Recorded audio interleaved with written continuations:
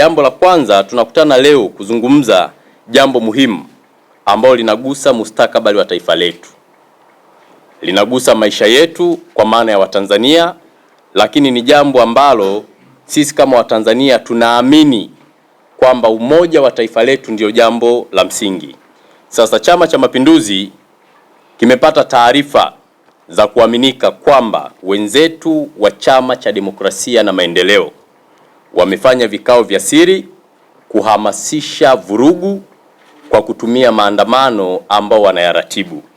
Sasa sisi kama chama tunapenda kutoa wito kwa Watanzania kwamba wajibu wetu kama Watanzania ni kulinda taifa letu. Amani yetu ndio uhuru wetu.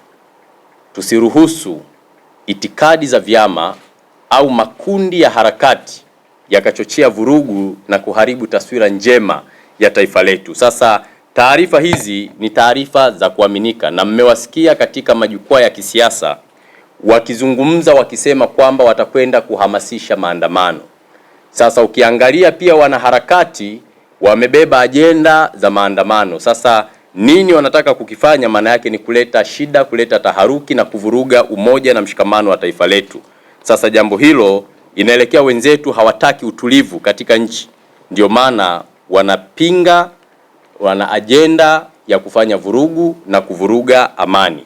Lakini Chama cha Mapinduzi kinapenda kuchukua nafasi hii kuendelea kutoa wito kwa Watanzania na wapenda maendeleo wote kutojihusisha na vitendo ambavyo vina mianya au zina viashiria vya uvunjifu wa amani wa taifa letu. Kama chama tunawaomba Watanzania walinde amani yetu, wafanye shughuli zao, kwa sababu bila amani hakuna maendeleo, hakuna kilimo, hakuna biashara, hakuna uhuru wa kuabudu na mambo mengi yataharibika. Hivyo ni jukumu la kila mmoja kuhakikisha Tanzania inakuwa salama.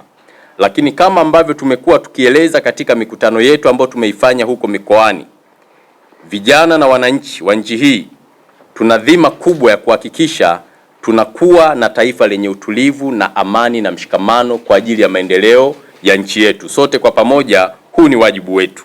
Lakini pia wapo Watanzania wenzetu ambao wapo nje ya nchi na wengine wamekana uraia wa nchi yetu, wanachochea vurugu ili nchi yetu isiweze kutawalika.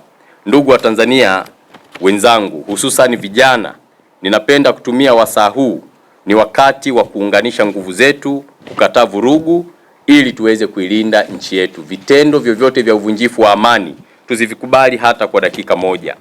Lakini ninachotaka kusema kingine, tusimame imara kulinda uhuru wetu kwa nguvu zetu zote.